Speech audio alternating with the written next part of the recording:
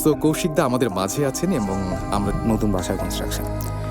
সব বাসাগুলো এখানে ছোট ছোট বাসা ছিল আগে, duplexes with some space in front, বা কিছু বেশ বড় বড়ই বাসা ছিল। সেগুলো ভেঙে ঠেঙে আবার নতুন করে মাল্টি স্টোরেড বিল্ডিংস হচ্ছে। বিল্ডিংটাতে থাকে, হ্যাঁ, তারা ঘুরে বেড়ায়। মানে জাস্ট ইমাজিন, সকালবেলায় লোকজন অনেক কাকের সুন্দর একটা আওয়াজ শুরু হয়, শুনে হ্যাঁ। ওঠে। আমি তোতা পাখি, উড পেকার, আরও যে কত মানে পাখি দেখি, ইনক্লুডিং একটা রেভেন আছে, দারকাক, এই বাসায় বসে থাকে। সব লাইট জ্বালায় বসে থাকে বাসার মধ্যে। অন্ধকার জাস্ট মানে না অন্ধকার না, করেই এই ভয় আমি লাগে। যখন তো অনেকে হাসাহাসি করে যে এত বছর পরে তুমি কি খুঁজো, এখানে এরকম কিছু নাই। আবার কিছু মানুষ সুপারস্টিশিয়াস, তারা বলে যে হ্যাঁ আসলে এখানে গেছে, আমার অমুক দেখছিল। তো anyway, আমরা খুঁজতে খুঁজতে সেই বাড়িটা পাই।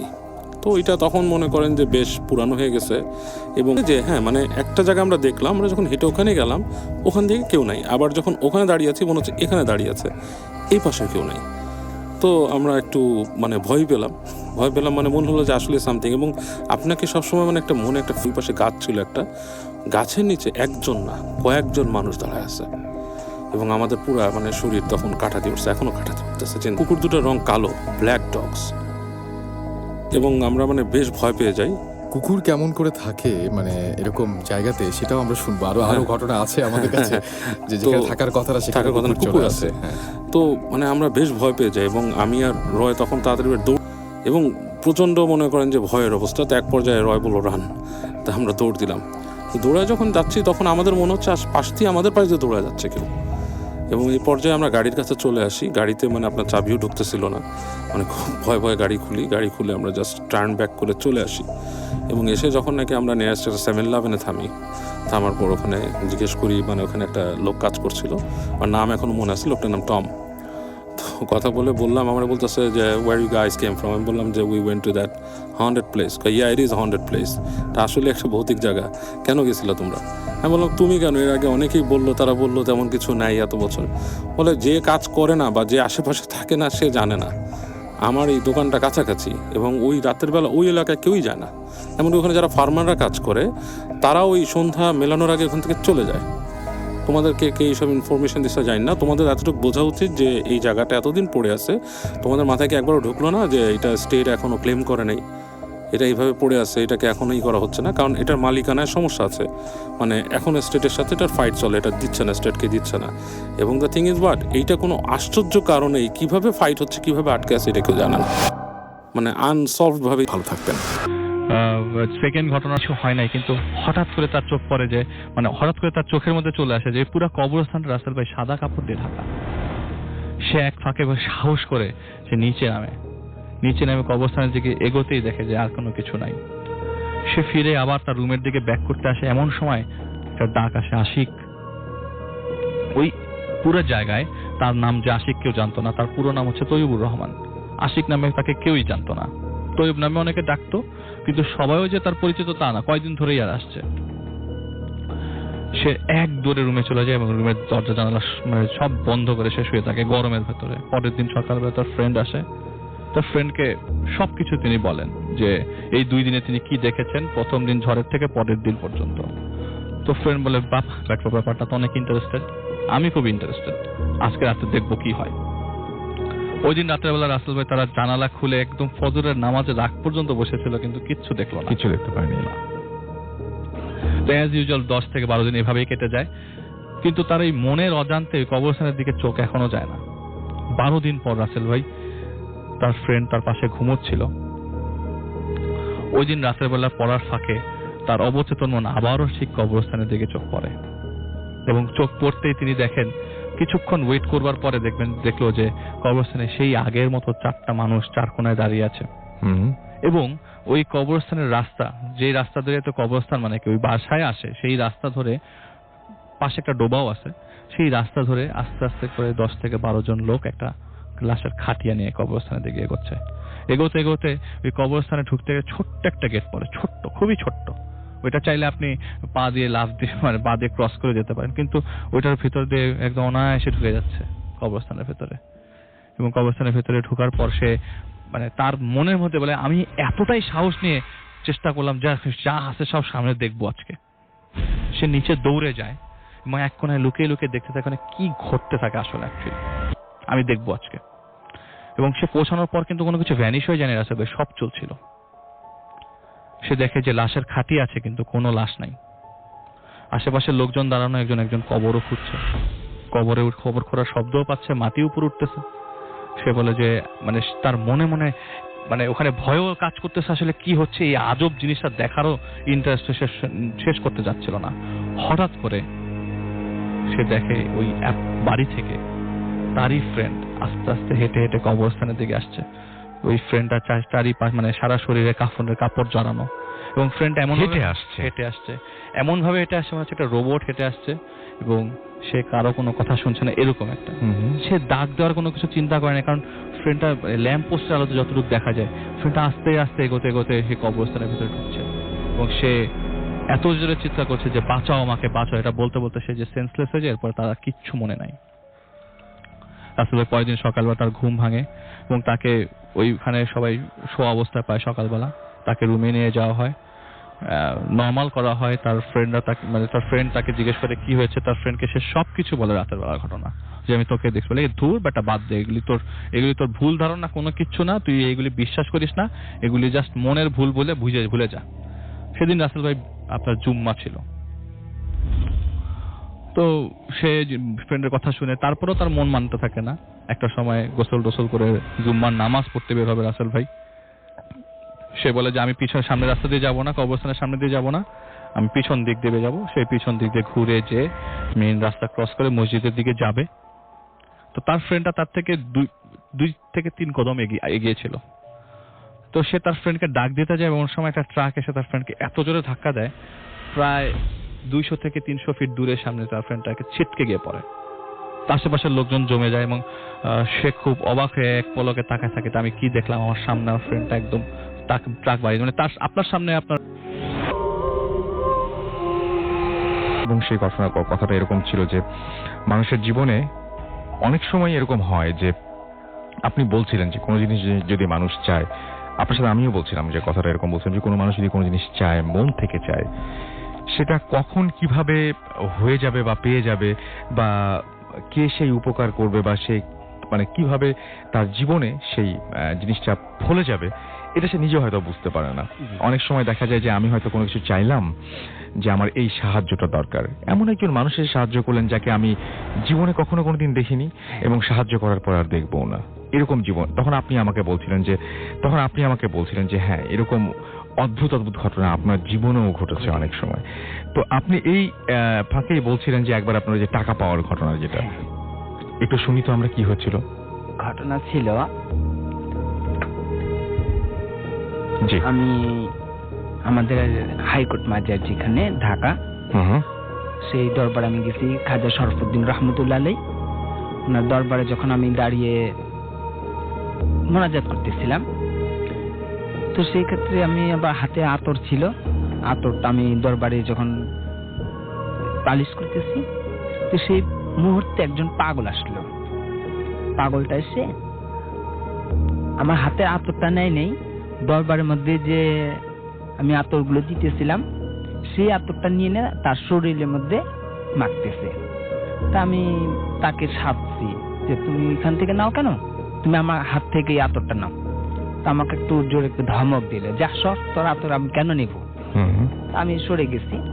পরে যখন আমি বের হব দরবার থেকে মোনাজাত শেষ করে, ও ইশারা আমাকে ডাকছে। ইশারা ডাকার পর আমি কাছে গেলাম, তো উনি ইশারায়, মুখ দিয়ে কোনো কথা বলে না, সব ইশারায়। তো ইশারা দিয়ে আমাকে বলতেছে যে 10টা টাকা দাও।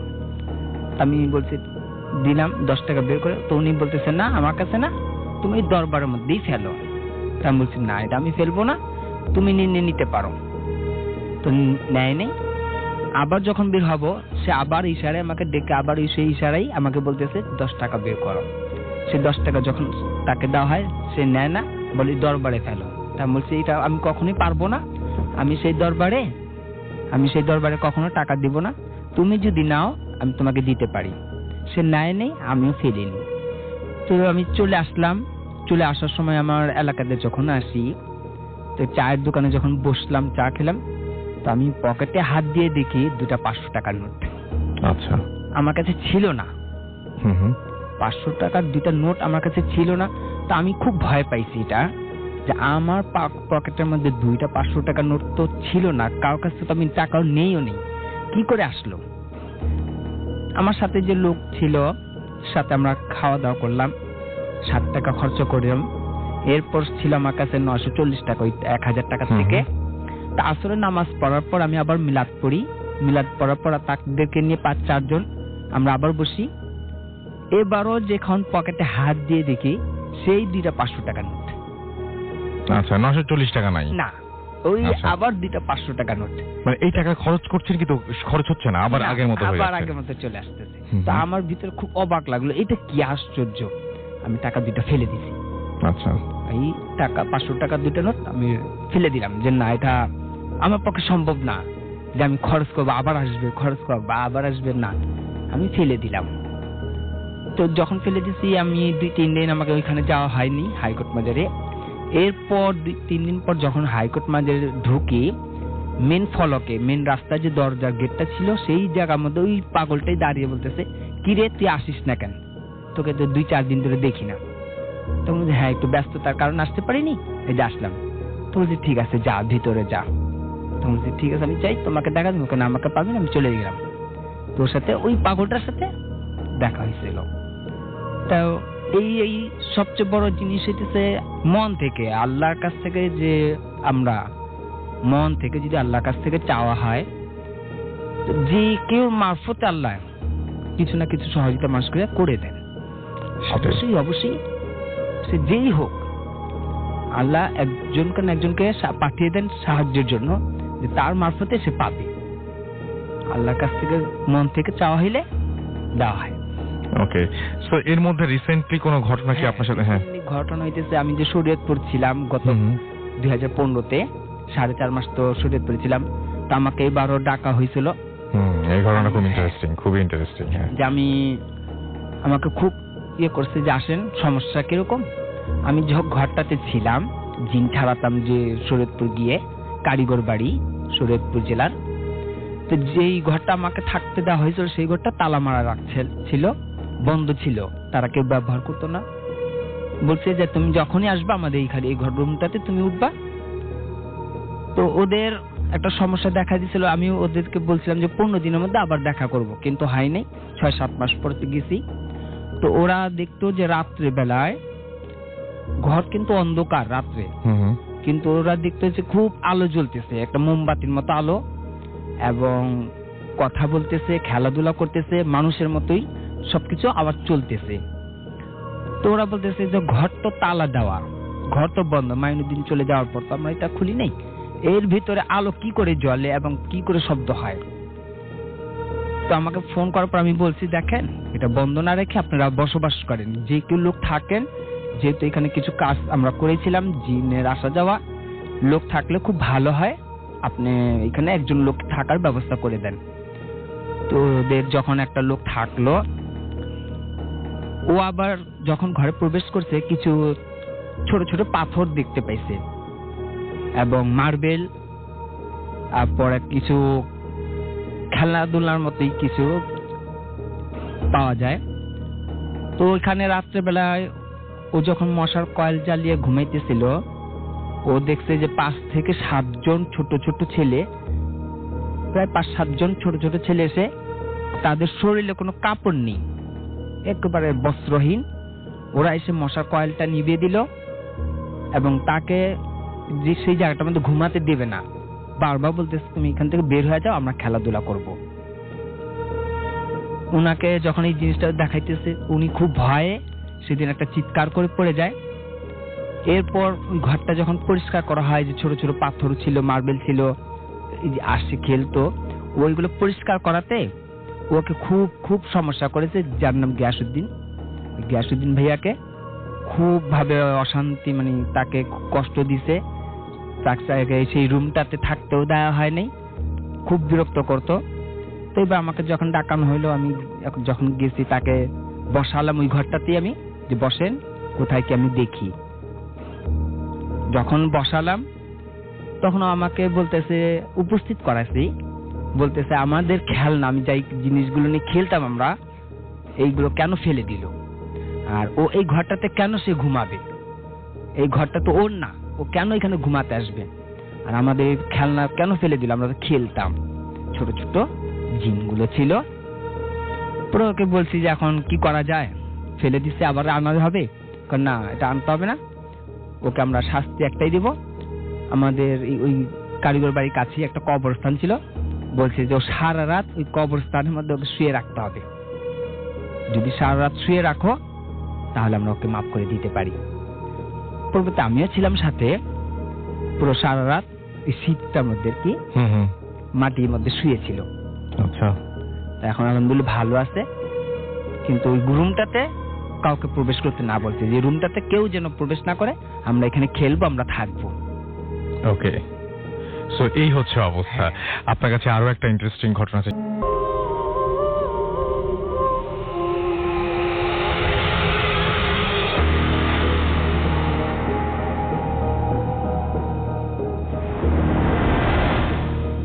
আসসালামু আলাইকুম টু দ্য অল রেডিও ফুর্তি মেম্বার্স।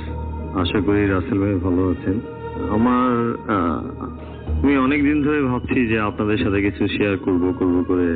এর মধ্যে একবার আমি একটা ভয়েস মেইলও করেছিলাম, অ্যাড্রেসও ঠিক ছিল, সব ছিল। আমি 2-3 বার ট্রাই করেও আমি পাঠাইতে পারিনি আপনাদেরকে ঘটনাগুলো।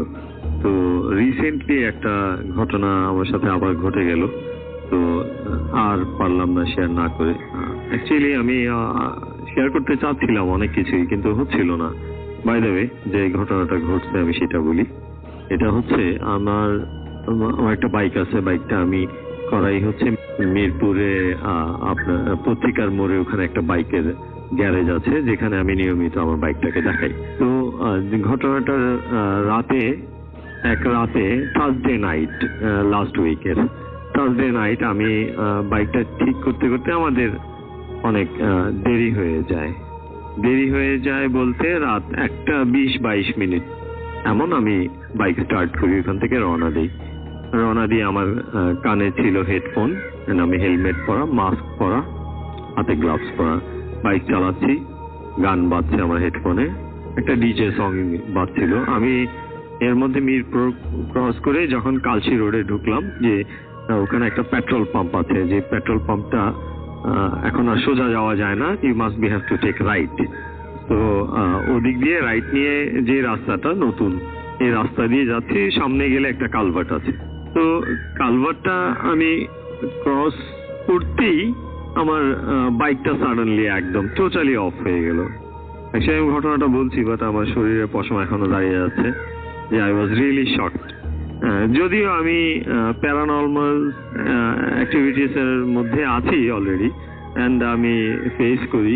এখন আমি এই যে ভয়েস রেকর্ড করছি, আমার সামনে একটা কাক এসে, সে আপনি শুনতেই পাচ্ছেন, কাকটিও মনে হচ্ছে আমার দিকে তাকিয়ে সে সাইনিং সামথিং।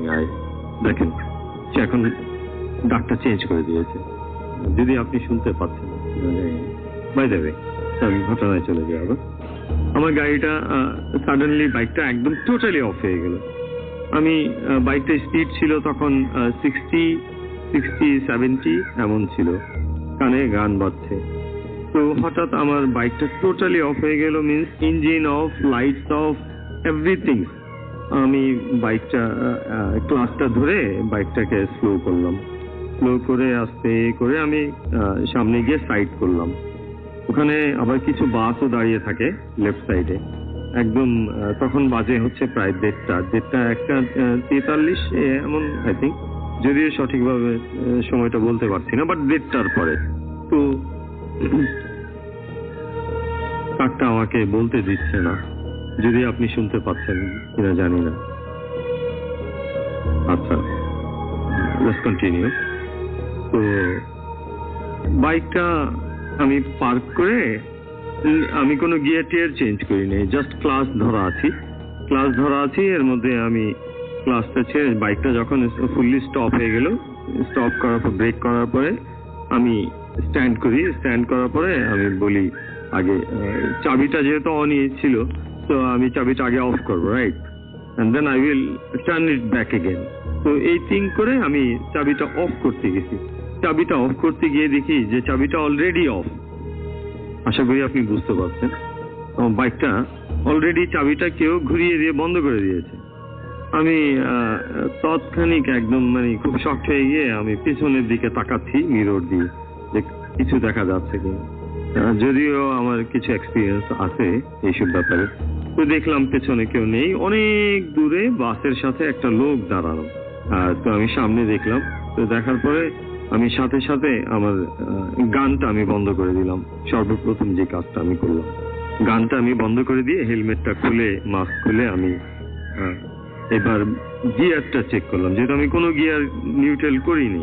হ্যাঁ, তো আমি গিয়ারটা নিউট্রাল করতে গিয়ে দেখি আমার সমস্ত গিয়ার পেছনে। যদিও আমার মনে হয়, জানি না আমি নিউট্রাল করেছিলাম কিনা, তখন দেখলাম আমার সমস্ত গিয়ার 4টা গিয়ারই পেছনে পড়ে আছে। গাড়িটা নিউট্রাল করলাম, নিউট্রাল করে আমি আয়াতুল কুরসি পরে আমার শরীরে ফু দিয়ে গান বন্ধ করে দিয়ে হেডফোন খুলে ফেললাম, খুলে মোবাইল টোবাইল রেখে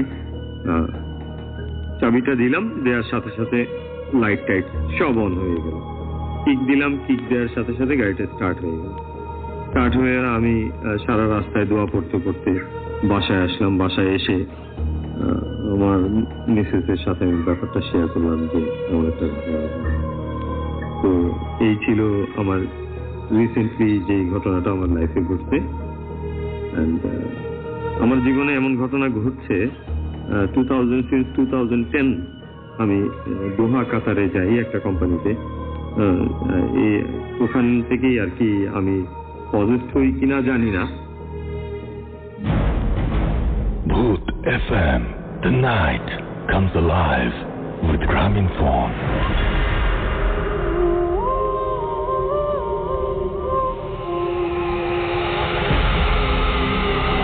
Yes. যে অডিও ক্লিপটার কথা বলছিলাম সেই অডিও ক্লিপটা আপনারা শুনলেন এবং আপনারা শুনেছেন অনেকেই যে যিনি ঘটনা বলছিলেন তিনি পুরো ঘটনা বলার সময় একটা কাক অনবরত ডেকে যাচ্ছিল এবং মাঝখানে সে তার ডাকার শব্দটা পরিবর্তন করে এবং কোনোভাবেই তাকে যেন ঘটনাটা বলতে দেয়া হবে না, এরকম একটা ব্যাপার। তো এই অডিও ক্লিপটা পাওয়ার পরে আমরা সঙ্গে সঙ্গে কন্ট্যাক্ট করি যিনি আমাদের অডিও ক্লিপটি পাঠিয়েছেন তার সাথে, এবং তিনি এই মুহূর্তে আমাদের স্টুডিওতে, এবং তার কাছ থেকে আমরা বিস্তারিত সবকিছু শুনবো, এই ব্যাপারেও জানবো এবং সবকিছু শুনবো। রূপক এবং আচ্ছা নামটা পড়ার আগে চলে গেল, হ্যাঁ না, রূপক এবং জয় কুমিল্লা থেকে আমাদের SMS করেছেন। Audio clip was so scary. আমরা এরপরে ভয় লিখছেন, ভয় পেলাম। এরপরে আমরা যে ঘটনাগুলো শুনবো তার কাছ থেকে, তার আগে কিছু SMS পড়ে নিচ্ছি। বৌদিস্ট প্রিন্স আমাদের বাড্ডা থেকে SMS করেছেন।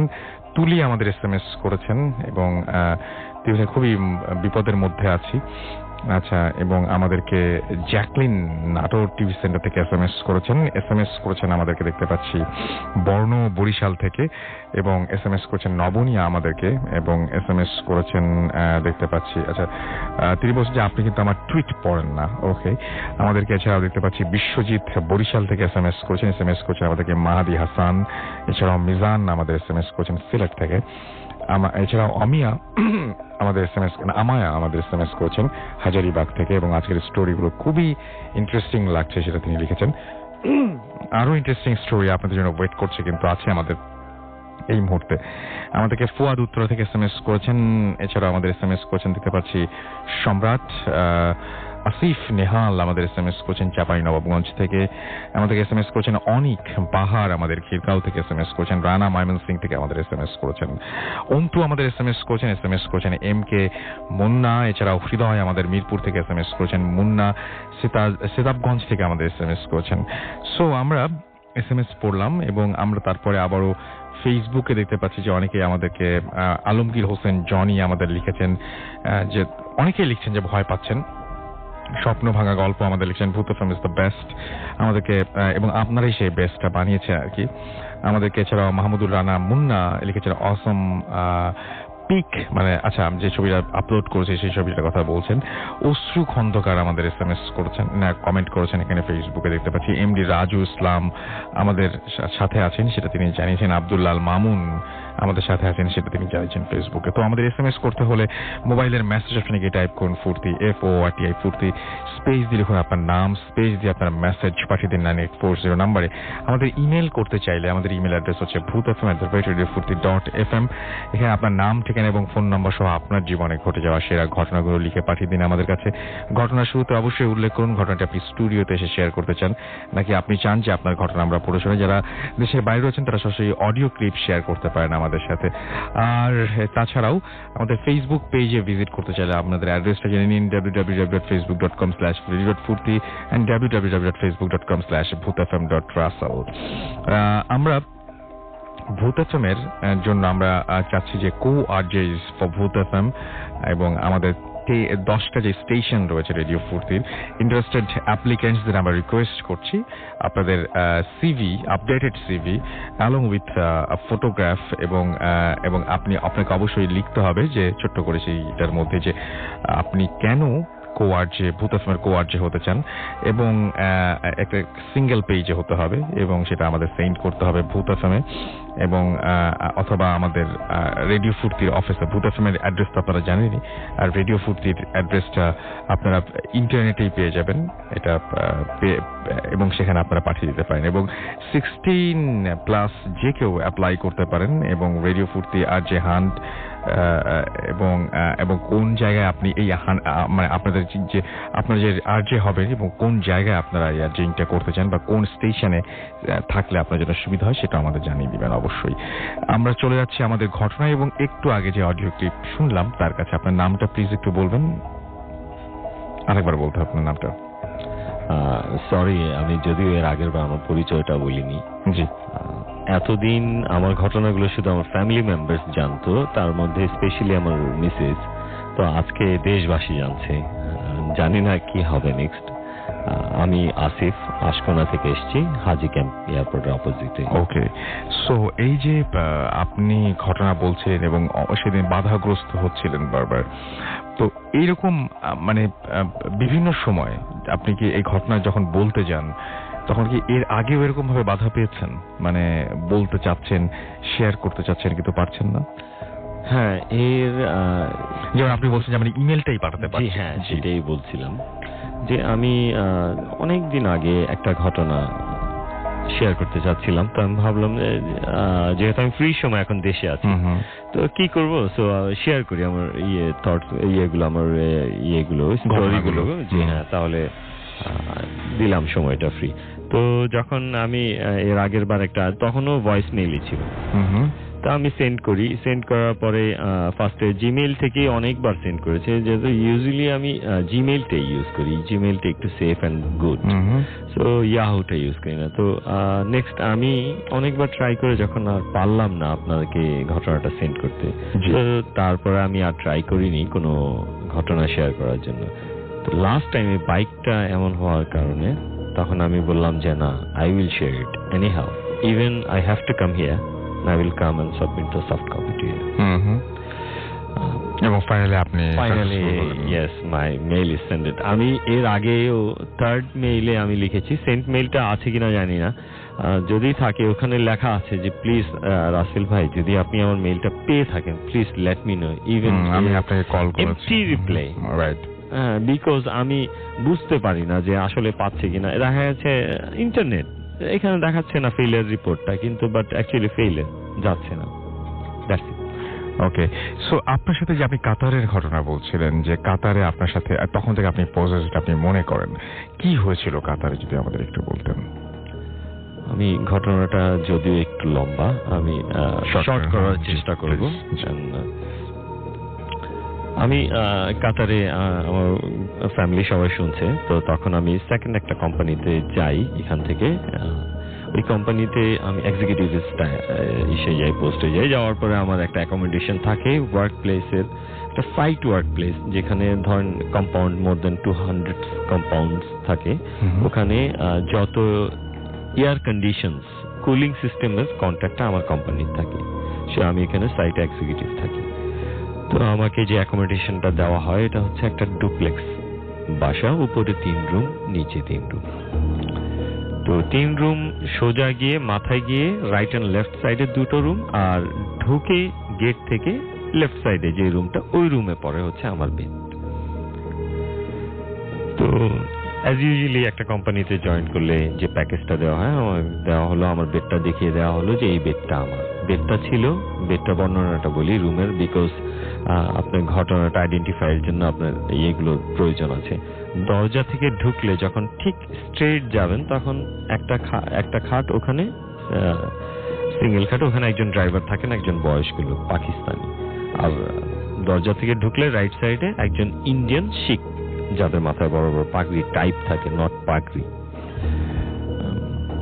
পাগড়ির কথাটা আমি একটা ইনফরমেশন প্লিজ আমাদের মুসলমান ভাইদেরকে আমি দিব যে আমাদের মধ্যে অনেক মুসলমানরাই আছেন, আমি নিজে দেখা, যারা ওই শিখদেরকে মুসলমান ভাবেন, বিকজ তাদের দাড়ি তারা কখনো কাটেন না।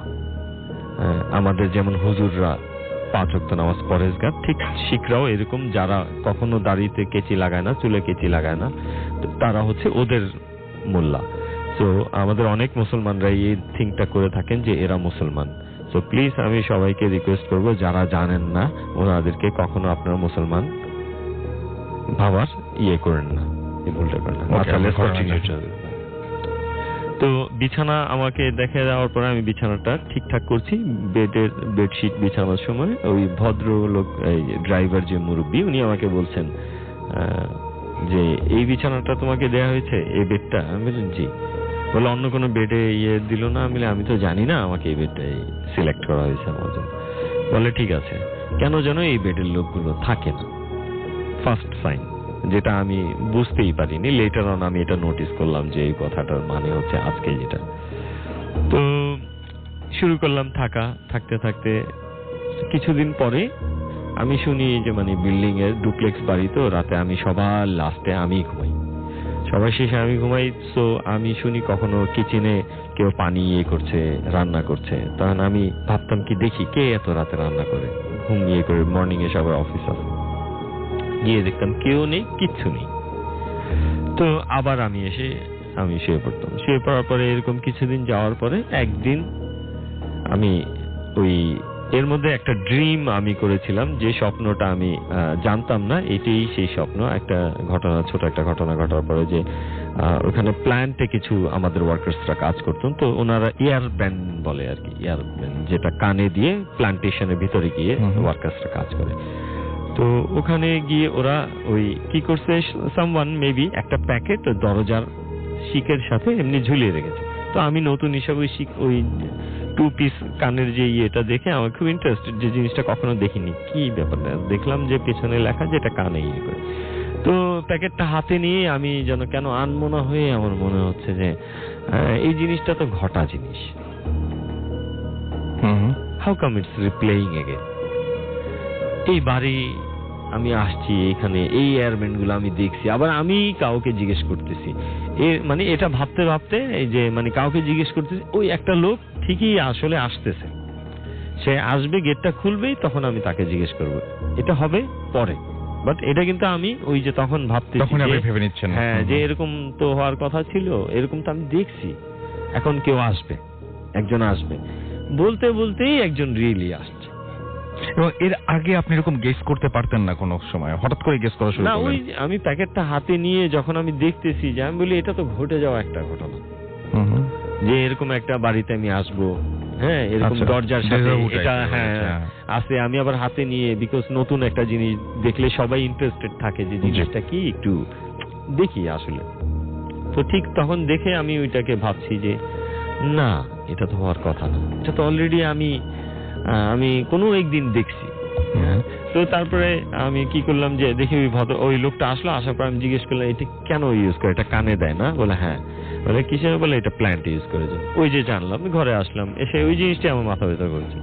তো ঠিক তার কিছুদিন পরে একদিন রাতে আমি দেখি কি আমার পায়ের কাছে কেউ দাঁড়িয়ে সে আমার মুখের দিকে হাত দুটোকে একদম ঠিক আমরা যে এইভাবে থাকি, হাত দুটোকে এমন করে বুকের সাথে ধরে আমার দিকে এক দৃষ্টিতে তাকিয়ে আছে। আপনি কি করছিলেন? আমি ঘুমন্ত। আপনি ঘুমন্ত আমি অবস্থায়? তখন ঘুমাচ্ছি, মানে জাস্ট ঘুমাইছি বোধহয় 15 to 20 মিনিটস পরেই, মানে এর মধ্যে আপনি বুঝতে পারছেন, চোখ খুলে দেখতে পাচ্ছেন নাকি চোখ বন্ধ করে? আমি চোখ খোলা, আমি দেখছি যে কেউ একজন দাঁড়িয়ে আছে। হ্যাঁ, কেউ দাঁড়িয়ে আছে। তো আমি ভাবছি কি যে ওই ইন্ডিয়ান লোকটা সম্ভবত আমার সাথে দুষ্টমি করছে, আচ্ছা, আমার দিকে তাকিয়ে, যে মানে আমাকে ভয় দেখাবে হয়তো বা, কারণ তার আগে পাকিস্তানি লোকটা বললো কেন যেন এখানে থাকে না। আবার অনেকে আমাকে হেড অফিস থেকে বলেছে যে পলিসি করে, হ্যাঁ আপনি আপনার এটা করে নেবেন, কারণ এখানে কেউ কারো, সবাই চায় নিজে আপগ্রেড হইতে, তো আপনি আপনারটা খেয়াল রাখবেন। আমাকে এটা ম্যানেজারই বলে দিচ্ছে। সো আমি ভাবলাম হয়তো তারই একটা পার্ট হতে পারে আমাকে এখান থেকে সরিয়ে যাওয়া। তো আমি উঠে যাব, মানে গিয়ে আর কি তার মুখে, আমি আসলে এমন একটা পোজ নিচ্ছিলাম যে আমি উঠে তার চেহারার দিকে ফেস টু ফেস তাকে আমি কথা বলবো। তো আমি উঠতে পারছি না।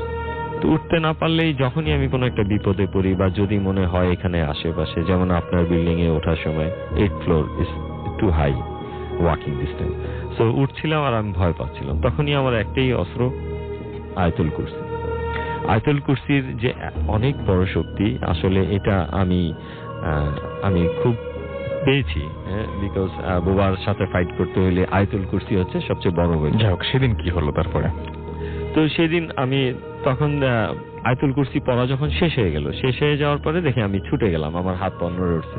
আমি স্ট্যান্ড হয়ে সাথে সাথে আমি ওই খাটটার দিকে, মানে আমি ল্যাপটপ ছিল, আমার টেবিল ছিল বিছানার সাথেই থাকে, মানে টি টেবিলের মতো একটু হাই থাকে, যেখানে আমরা laptop, money bag, wallet toilet সব, সেগুলো আমাদের জানিয়ে দিতে পারেন। আমরা চলে আসবো, আবারও ফিরে আসবো আপনাদের SMS এবং আপনাদের ফেসবুকের কমেন্ট নিয়ে। সেই পর্যন্ত আমাদের সঙ্গেই থাকুন। এবং আজকে যারা বলছেন যে আজকের এপিসোডটা বেস্ট হচ্ছে, আগেই বলেছিলাম যে আজকের এপিসোড বেস্ট হবে, সেটা ধরেই নিয়েছিলাম। আশা করছি আপনাদের ঘটনা যদি এরকম পেতে থাকি, তাহলে প্রতিটি এপিসোডই এইরকম ভয়ঙ্কর হয়ে উঠবে। তো আমরা ফিরে আসছি আবারও বিজ্ঞাপন বিরতির পরে। সেই পর্যন্ত আমাদের সঙ্গেই থাকুন। স্টে টিউনড টু রেডিও ফুর্তি এন্ড ডোন্ট স্টপ দ্য ফুর্তি। ফুর্তি।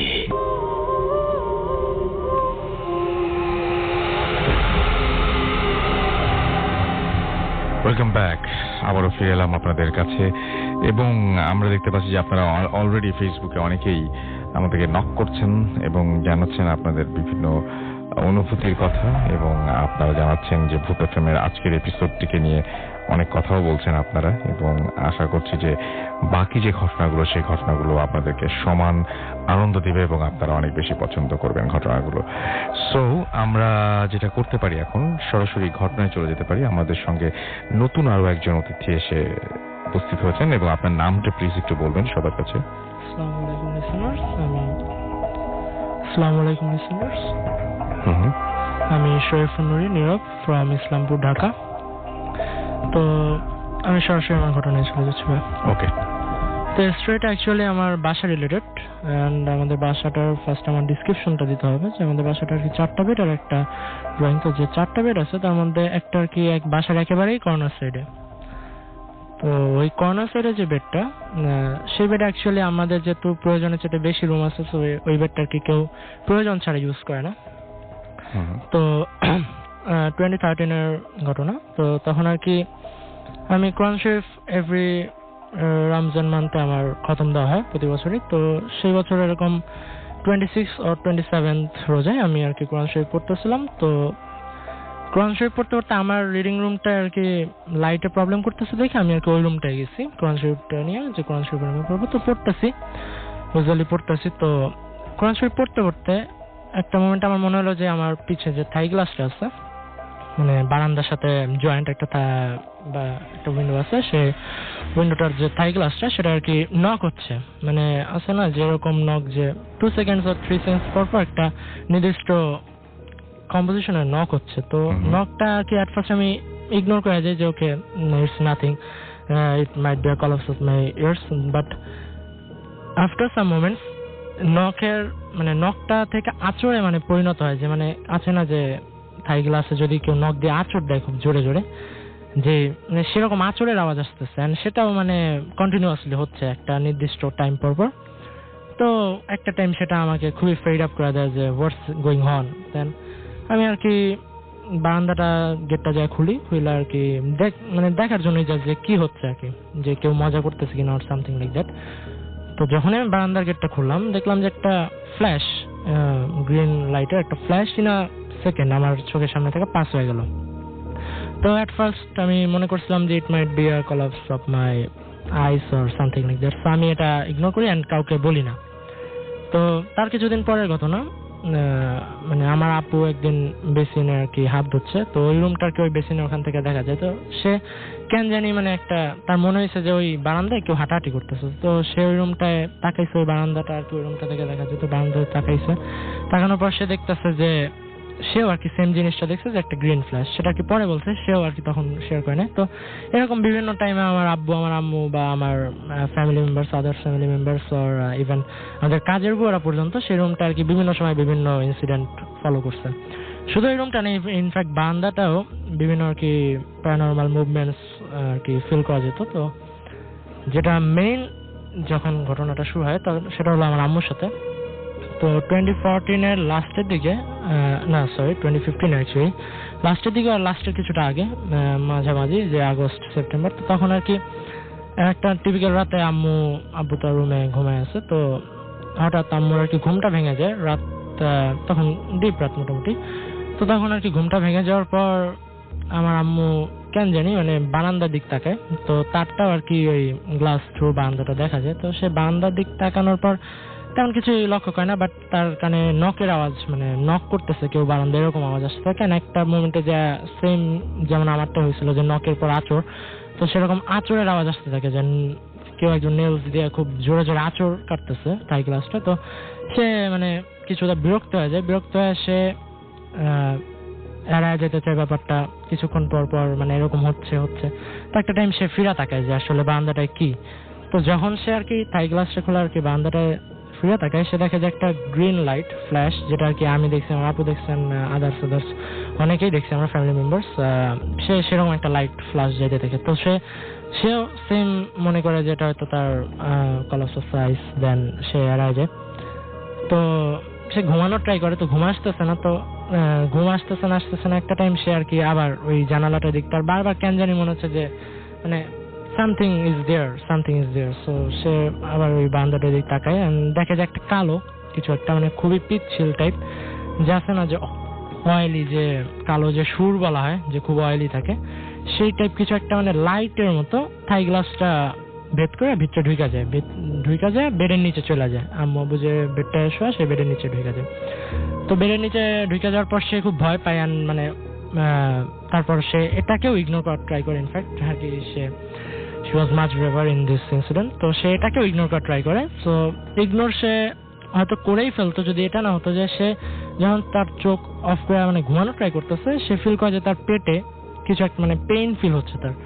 তো সে আর কি পেইন ফিল হচ্ছে, যেন পেটে কি হচ্ছে এটা দেখার জন্য সে তাকে দেখে যে ওই কালো জিনিসটা ফানেল টাইপ কিছু একটা দিয়ে তার পেটের মানে সাইড থেকে, কোমরের সাইডটা থেকে ব্লাড চুষে নিচ্ছে, মানে ব্লাড খাওয়ার ট্রাই করতেছে। অ্যান্ড সেটা দেখে সে actually gone out of her control, and সে আব্বুকে ডাকার ট্রাই করে। বাট সে তার মধ্যে সে আব্বুকে ডাকছে, বাট আব্বু অ্যাকচুয়ালি যতটুকু বলছে যে আব্বু কিছুই শুনতে পায়নি। তো শুনতে যখন পায় না, তো সে আর কি অ্যাট লাস্ট দোয়া পাওয়া শুরু করেন, জিনিসটাকে জড়ায় ধরার ট্রাই করে। বাট জিনিসটা খুবই অয়েলি ছিল, যেটা ফার্স্টে বলছি। তো জিনিসটা আর কি went through her hands, and সেটা আবার বেডের নিচে ঢুকে যায়। তো যখন সেটা বেডের নিচে ঢুকে যায়, তখন সে খুব জোরে শাউট করে, অ্যান্ড সেই শাউটে আব্বুর ঘুম ভাঙা যায়, আমার ঘুম ভাঙা যায়, আমি তার রুমে আসি। তো আর কি সে আব্বুকে, ইনফ্যাক্ট তার যখন আব্বুর ঘুম ভেঙে যায়, তখনও সে বলতেছিল যে আব্বুকে যে বাঁচাও, আমার ব্লাড নিয়ে যাচ্ছে, বা আমার ব্লাড নিয়ে যাচ্ছে, সামথিং লাইক দ্যাট। তো এটার পর কিছুদিন পর তার আস্তে আস্তে ব্লাড কমে যাওয়া শুরু করে, মানে শরীরে আননোনলি ব্লাড কমে যাওয়া শুরু করে, আনটিপিক্যালি ব্লাডিং হইতে থাকে তার। তো সেটার জন্য অনেক ডক্টরস দেখানো হয়, অনেক থেরাপি নেওয়া হয়। অ্যাট দ্য মোমেন্ট তার হিমোগ্লোবিনের অ্যামাউন্টটা 14 থেকে 6 নেমে যায়, অ্যান্ড এই জন্য তার in fact 9 to 10 bags even blood দেওয়া হয় তার শরীরে, but nothing was happening. And একটা টাইম যেটা হয় যে মানে আমরা সব ছাইড়াই দিই যে, অ্যান্ড এটাকে নর্মালি নিই যে এটা হয়তো হবেই আমাদের সাথে, অ্যান্ড আম্মু খুবই সিক হয়ে যায়। তো তখন আমাদের বাসায় একটা কাজের বুয়া আর কি, সে বলে যে নদীর ওপার যেটা আর কি কেরানীগঞ্জের সাইডে একজন হুজুর আছেন। হুজুর বলতে তিনি মানে এইসব প্যারানর্মাল অ্যাক্টিভিটিস নিয়ে কাজ করেন, তিনি আর কি এই প্রবলেমটা হয়তো সলভ করতে পারবেন। তো যখন আর কি এই প্যারানর্মাল, জি আপনি কিছু বলতে যাচ্ছেন মনে হয়। জি হ্যাঁ, মানে আপনি যিনি গল্প বলছেন তার বাবা আপনি? হ্যাঁ, আমি হলাম শরীফুল নূরের আব্বা। তো যেটা বলতেছিল আর কি, এটা হলো যে ওই কেরানীগঞ্জ, উনি হলো একজন দরবার, শশীনাথ দরবারের একজন ভক্ত। তো উনি যা কিছুই করেন কোরআন দিয়ে করেন। তা আমরা ওখানে যাওয়ার পরে ওখানে উনি আমাদেরকে, আমার ওয়াইফকে একটা হাতে একটা পাথরের মতো দিল।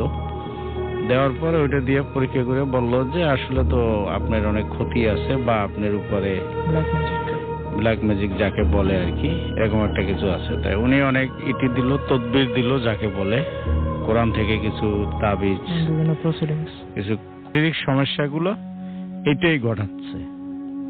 আচ্ছা হ্যাঁ, এটা এরপর বলো। তারপরে কি করলেন তো আপনারা?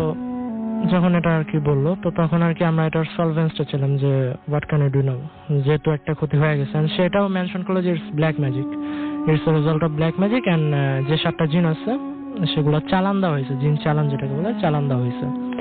তো এখন 7টা জিন, সে বললো যে একেবারে 7টা জিনকে আর কি কোনো মতেই আর কি ইউজ করা পসিবল না, যে মানে যেটা সবচেয়ে বদমেজাজি সেটাকে যদি কোনো মতে ইউজ করা যায়, then it's possible to seek it out of the proceedings. তো প্রথমে সে আর কি আম্মুর যে প্রবলেমটা, ব্লাড কমে যাইতেছে, তো সেই প্রবলেমটার জন্য আর কি আম্মুকে প্রথমে পানি দিল, একটা পড়া পানি। তো সেটা আম্মু নিতেছিল, আস্তে আস্তে ব্লাডটা আর কি, ব্লাডের যে প্রবলেমটা সেটা আস্তে আস্তে সলভ হইতেছিল। দেন সে বললো যে একটা শাওয়ার দিতে হবে আম্মুকে, মানে যেটাকে আর কি এই লাইনে গোসল দেওয়া বলা হয়।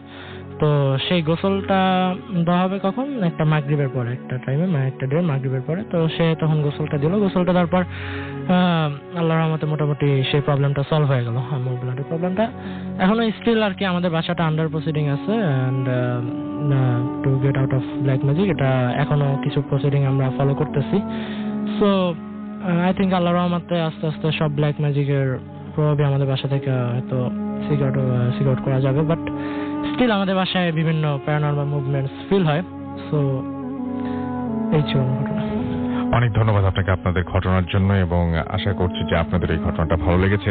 আমি বলছিলাম যে অনেকক্ষণ ধরে যে ফেসবুকে আমাদের যারা নক করছেন তাদেরকে আমরা হতাশ করতে চাই না, এবং কিছু আপনাদের যে সমস্ত কমেন্ট, সেই কমেন্টগুলো আমরা পড়তে চাই। এবং আমি দেখতে পাচ্ছি যে অনেকেই আমাদের সাথে রাত জেগে এখনো পর্যন্ত রয়েছেন। আমাদেরকে দেখতে পাচ্ছি যে অনেকদিন পর ভূত এফএম শুনছি, খুব খুব খুব ভয়াম স্পেস দিয়ে আপনার মেসেজ পাঠিয়ে দিন 9840 নাম্বারে। আমাদের ইমেল করতে চাইলে আমাদের ইমেল অ্যাড্রেস হচ্ছে bhutfm@radiofurti.fm। যারা বলছেন আজকের এপিসোডটি বেস্ট, তাদেরকে বলবো যে আপনাদের প্রতিটি এরকম জমজমাট এপিসোড উপহার দেওয়ার জন্য আপনাদের ঘটনা পাঠানোটা খুব জরুরি, এবং সেজন্য অবশ্যই অবশ্যই অবশ্যই আমাদের ঘটনা পাঠাবেন। আমাদের অ্যাড্রেসে জানলেনি, আমি স্পেলিংটা বলে দিচ্ছি, BHWTFM@radioFORTI.fm। আপনার নাম, ঠিকানা এবং ফোন নাম্বার সহ আপনার জীবনে ঘটে যাওয়া বা আপনার জানা সেরা ঘটনা লিখে পাঠিয়ে দিন আমাদের কাছে। ঘটনার শুরুতে অবশ্যই উল্লেখ করুন যে ঘটনাটি আপনি স্টুডিওতে এসে শেয়ার করতে চান, নাকি আপনি চান আপনার ঘটনাটা আমরা পড়ে শোনাই। যারা দেশের বাইরে রয়েছেন তারা সরাসরি অডিও ক্লিপ পাঠিয়ে দিতে পারেন, ঘটনাও পাঠিয়ে দিতে পারেন।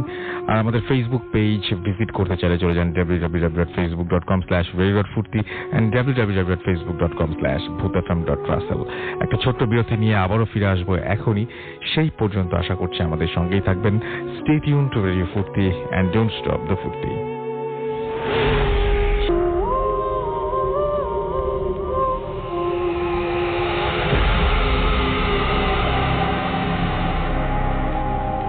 Welcome back. আবারও ফিরে এলাম, আমি রাসেল, আমার সাথে রয়েছে মাসুদ, এবং আজকে অতিথিরা আপনাদের সবাইকে স্বাগত জানাচ্ছি। এবং এই মুহূর্তে আমাদের সঙ্গে রয়েছেন হাফেজ মাইনুদ্দিন। এবং আপনার সাথে একটা ছোট্ট ঘটনা জানবো, যে আমরা শুরু করেছিলাম আপনাকে দিয়ে, যে অনেক সময় সাহায্য চেলে অনেক সময় পাওয়া যায়, এবং কে কখন সাহায্য করে বলা যায় না। আপনি বলছেন যে আপনি কিছুদিন আগে একটা গ্রামে গিয়েছিলেন, হ্যাঁ, এবং আপনি কোথাও যেরকম ঠিক একইভাবে যেরকম কোনো সময় পারিশ্রমিক নেন না, হ্যাঁ, ওখানেও পারিশ্রমিক নেননি, কিন্তু ওখানে কোনো না কোনোভাবে আপনার দিন চলে গেছে। একটু ঘটনাটা বলেন তো, কিভাবে গেছে আপনার দিন? আমি 2015 সালে 4.5 মাস, অর্থাৎ মার্চ থেকে নিয়ে জুলাই মাস পর্যন্ত শরীয়তপুর ছিলাম। শরীয়তপুর, মাদারীপুর আমি গেছি। তো সেখানে যে আমি গেছি, কারো কাছে কোথাও কারো বাসায় খাওয়া দাওয়া করতাম না, এবং কারো কাছ থেকে কোনো পারিশ্রমিক নিতাম না যে আমি জিন ছাড়াইতেছি আমাকে টাকা পয়সা দিতে হবে, এগুলো করতাম না। আমি ছাড়িয়ে দিতাম, এর বিনিময়ে কোনো কিছু নাও হতো না। আমি নিজের খরচে নিজে চলতে পারতাম। এখানে আমার ঘটনা ছিল, আমি যখন শরীয়তপুর গেছি, আমার যে পকেটের যে টাকাগুলো ছিল আমি নিজে এই হোটেলগুলোতে খাওয়া দাওয়া করতাম, যেগুলো চাল, রুটি, বিস্কিট, শুকনো জিনিস আমি খাবার খেতাম আর কি। তো যখন আমার টাকাটা শেষ হয়ে আসতো, 15 টাকা 20 টাকা আমার পকেটে থাকা হতো, সেই দিয়ে নিয়ে রাত 12টার পরে আমাকে ডাকা হতো যে মাইনুদ্দিন তুই ঘরে বসে আছিস কেন, বের হ। আমি বের হয়ে আসতাম। তো বের হয়ে আসলে দেখা যেত যে আমি যে জায়গায় থাকতাম শরীয়তপুরের কারিগর বাড়ি, আর ওই গ্রামের এরকম একজন মুখ চেনার লোকের মতোই উনি আসতো, এসে আমাকে বাঁশবনের ভিতর, নদীর পাড় বাঁশবনের ভিতরে খুব অন্ধকার জায়গায় নিয়ে গিয়ে কথা বলার পরে পকেট থেকে আমাকে 200 টাকা 300 টাকা দিয়ে যেত। তো এই টাকাটা যে দিত, এই 200 টাকা যখন দিত, এই টাকাটা একদিন শেষ হয়ে গেলে, অর্থাৎ 10 টাকা থেকে 20 টাকা পর্যন্ত আসার কালীনই আবার রাত্রে এসে এই টাকাটা দিয়ে যেত। যতক্ষণ টাকা শেষ না হতো, টাকা উনিও দেখা করতো না, টাকাও দেওয়া হতো না। অর্থাৎ আমি খেয়াল করেছি 3 দিন 4 দিন 2 দিন পর এসে আমাকে দিয়ে যেত। এই জিনিসটা আমি শরীয়তপুরে। এবং এই লোকটা কে আপনি খোঁজ নিতে যান? আপনি একটা জিনিস বলছিলেন যে এই সমস্ত ক্ষেত্রে সাধারণত খোঁজ নিতে যাওয়াটাও ঠিক না। ঠিক না, রহস্যটা যে কোথায়, কিভাবে আসে, কেন আসে, বা আমি প্রশ্ন করতাম না তাকে যে আপনি আমাকে কেন টাকা দিতেছেন, আপনার বাসা কোথায়, আপনার রুম কোথায়, বা তো কোনো কিছু আমি তাকে প্রশ্ন করতাম না। আমাকে ডাকছে, কথা বললাম, টাকা দিছে। তারপরে কোন জায়গায় যেত আরেকবার সবাইকে একটু বলেন। বাঁশবন, যেমন খুব জঙ্গল, এবং আলাপগুলো কি টাইপের, এবং কথাবার্তা এমনি আমার জিজ্ঞেস করতো যে কেমন দিন যেতেছে। আর আমি তার সাথে বেশি কথা এই জন্য বলতাম না, যেহেতু আমার টাকাটাও খুব প্রয়োজন। আমি মানুষের কাছ থেকে চাবো কেন? আমি সেই ক্ষেত্রে একটু নীরবই থাকতাম, কথাগুলো বাড়াতাম না, যে বেশি কথা বলবো না। যখনই টাকাটা আমার বের করে দিত, আমি নিয়ে পকেটে রাখিয়ে দিতাম, যে আমি প্রশ্ন করব না কি যে কেন আপনি আমাকে টাকাটা, আপনার দিন চলতে যা লাগতো তাই দিত, হ্যাঁ, বেশি না। আবার সবচেয়ে একটা মজার ঘটনা সেইখানটায়, যখন আমি ঢাকায় আসব, আমি 4.5 মাস তো ওইখানে ছিলাম। তো ঢাকায় যখন আসব, তো আমি তো কারো কাছ থেকে কোনো টাকা নিতাম না। তো সেদিন আমার কাছে, আমি ঢাকায় যেদিন আসবো, আমার কাছে কোনো টাকা ছিল না। এমন টাকার পরিমাণ ছিল যে আমি ঢাকা আসতে পারবো না। তো একটু ভাবতেছিলাম যে আম্মুকে কল করবো কিনা, যে কিছু বিকাশের মাধ্যমে টাকা পাঠানোর জন্য, বা আমাদের যে গ্রামে আছি কাজ করছি যাদেরকে, তাদেরকে কিছু বলবো কিনা ভাবতেছিলাম। আপনার যাওয়ার কোনো উপায় নাই। হ্যাঁ, তো আমি ভাবতেছি, তখন বলছি না, আমি যেহেতু আসতে পারছি, যাবার বললো যেতে পারবো। আবার যেহেতু 4.5 মাস এখানে থাকতে পারছি, তো অতএব আমি যদি যেতে চাই, কিভাবে যাব আমি জানি না, কিন্তু আমার যাওয়া হয়ে যাবে, এই চিন্তা ভাবনা নিয়ে আমি কাজ করছি। তো রাত্রের বেলায় আমি যে ব্যাগ নিয়ে আমার কাপড় চোপড় সবকিছু গোছাইতেছিলাম, এটার ভিতরে টাকা কখনোই আমি রাখিনি। টাকা আমি সবসময় সাথে রাখতাম, কিন্তু সেই দিন 700 টাকা ওইটার ভিতরে পাওয়া গেছে। আমি মানে এটাই সবচেয়ে, আমি বারবার চেক করতেছি যে আমি কখনো তো এইগুলোতে কাজ, আমি টাকাগুলো ব্যাগের ভিতরে রাখি না, যা হোক আমার নিজের কাছেই রাখা হয়। কিন্তু এটার ভিতরে 700 টাকা কি করে আসে, যেটা আমার যাওয়ার জন্য ভাড়া। এটা আমার কাছে খুবই গুরুত্বপূর্ণ, মানে খুবই অবাক লাগছে। তখন আমি আল্লাহর কাছে শুকরিয়া আদায় করছি যে আল্লাহ, তুমি আমাকে ঢাকা নিয়ে যেতেছে, তাহলে আমি ঢাকায় যেতেছি। তো আমার কাছে ওই সময়তে কোনো টাকা পয়সা ছিল না। কাপড় যখন আমি ব্যাগটাতে গুছাইতেছি, ভিতরে দেখি যে 700 টাকা ওইটার ভিতরে। ওকে, সো অনেক ধন্যবাদ আপনাকে। আমি এটাই বলছিলাম যে আপনি যদি মন থেকে কোনো কিছু চান, এবং আপনি যদি সত্যিই কোনো মানুষকে যদি আপনি উপকার করেন, তার তো একটা প্রতিদান রয়েছেই। এবং যদি মন থেকে সত্যি কিছু চান আল্লাহ তাআলার কাছে, বা সত্যি আপনি যদি চাওয়ার মতো করে চাইতে পারেন, তাহলে দেখবেন যে কিভাবে সেটা আপনার কাছে আসবে আপনি নিজে টেরও পাবেন না। হয়তো কেউ একজন আপনার উপকার করে যাবে, যার উপকার করার কোনো কথাই ছিল না। হয়তো এমন কেউ একজন উপকার করবে যাকে কোনোদিন এক্সপেক্ট করেননি, হয়তো এমন কেউ একজন আসবে যাকে আগে কখনো দেখেননি, উপকার করার পরে আর কোনোদিনও দেখবেনও না। এরকম অসংখ্য ঘটনা রয়েছে এবং সেই ঘটনাগুলো নিয়ে আমরা হয়তো পরবর্তীতে আরো আলোচনা করতে পারবো। এবং মানুষের জীবনে ভয়ের যেমন ব্যাপার রয়েছে, মানুষের জীবনে অনেক সময় কোনো ঘটনা ফেস করে মানুষ প্রচন্ড রকমের ভয় পায়, ঠিক একইভাবে কোনো ঘটনায় মানুষ চমকে ওঠে, আতঙ্কিত হয়, অবাক হয়, বিস্মিত হয়ে যেতে হয়, হতবাক হয়ে যেতে হয়। এরকম ঘটনাও কিন্তু ঘটে এবং সেগুলোও প্যারানর্মাল অনেক ঘটনা রয়েছে এবং আমার মনে হয় যে সেরকম ঘটনা আপনারা পেলে অবশ্যই আমাদের জানাবেন। ডক্টর আলিফ আবার আছেন, আজকে তার ঘটনা অনেক প্রশংসা পেয়েছে আসলে। তো আলিফ, আমরা যে প্রথম যে ঘটনাটা শুনলাম সেই ঘটনার কোনো ব্যাখ্যা কি আসলে আপনার কাছে? আসলে ব্যাখ্যা যদি আমাকে জিজ্ঞেস করেন তাহলে আমি বলবো যে আমি তো তান্ত্রিক না, বা আমি অত জানা বা এত জ্ঞানী না আমি এসব বিষয়ে।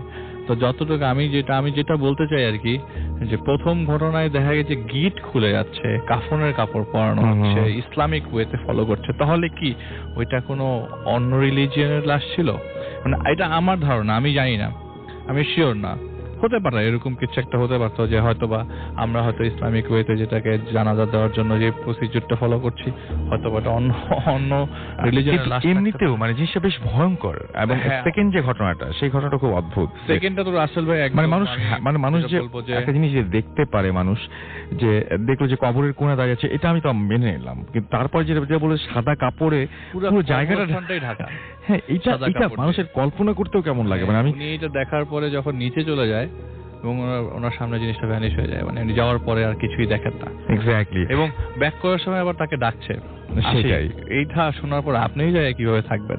আমি তো মাঝে মাঝে চিন্তা করে যখন শুনি ঘটনাগুলো, যারা আমাকে বলে যায়, যে উনি আশিক ভাই আমাকে বললেন, উনি একজন কাস্টমস অফিসার আর কি, বিসিএস ক্যাডার, ঢাকার বাইরে আছেন পোস্টিং এ।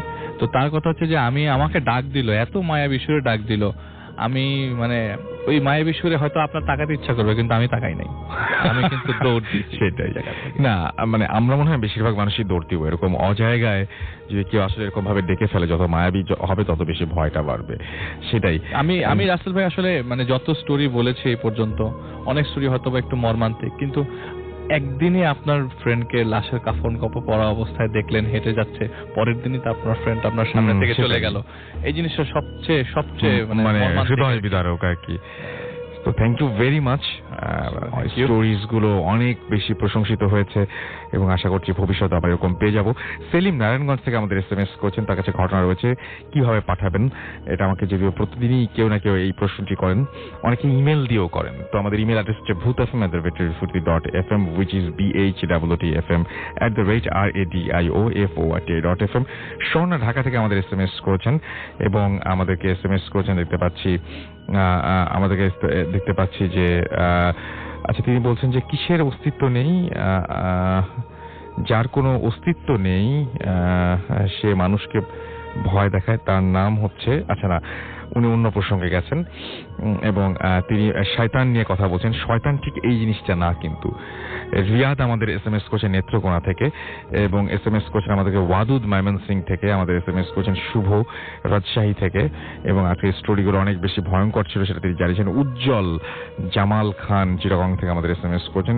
মিজান আমাদের সিলেট থেকে SMS করছেন তামান্না রাজশাহী থেকে। এছাড়াও অরিত্রা আমাদের SMS করছেন, অনেকদিন পর ভূত এফএম শুনছেন, ঢাকার উত্তরা থেকে মিতু আমাদের SMS করছেন এবং আমাদেরকে SMS করেছেন। আচ্ছা, তিনি বলছেন যে আজকের ঘটনাগুলো অস্থির ছিল, খুব ভালো ছিল।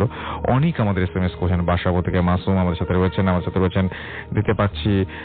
এছাড়া আমাদের সাথে রয়েছেন রাহাত যশোর থেকে, আমাদের সাথে রয়েছেন দেখতে পাচ্ছি বিশ্বজিৎ, এছাড়াও আমাদের সাথে রয়েছেন তুহিন সহ আরো অনেকে। আজকে আর হাতের সময় নেই, কথা হবে আবারও আগামী সপ্তাহে এবং যাওয়ার আগে আমি অবশ্যই জানিয়ে দিতে চাই আমাদের যে ইমেল অ্যাড্রেসটি সেটি, এবং এই ইমেল অ্যাড্রেসে আপনাদের ঘটনা পাঠাতে অবশ্যই ভুলবেন না। আমাদের ইমেল অ্যাড্রেস হচ্ছে bhutfm@radioFORT.fm, which is bhutfm@radioFORT.fm। কথা হবে আবার আগামী শুক্রবার। সেই পর্যন্ত সবাই ভালো থাকবেন, সুস্থ থাকবেন, সুন্দর থাকবেন, মোস্ট ইম্পর্টেন্টলি ফুর্তি থাকবেন। আজকের মতো এখানে শেষ করছি, tata. Bhoot FM, the night comes alive with Gramin Phone.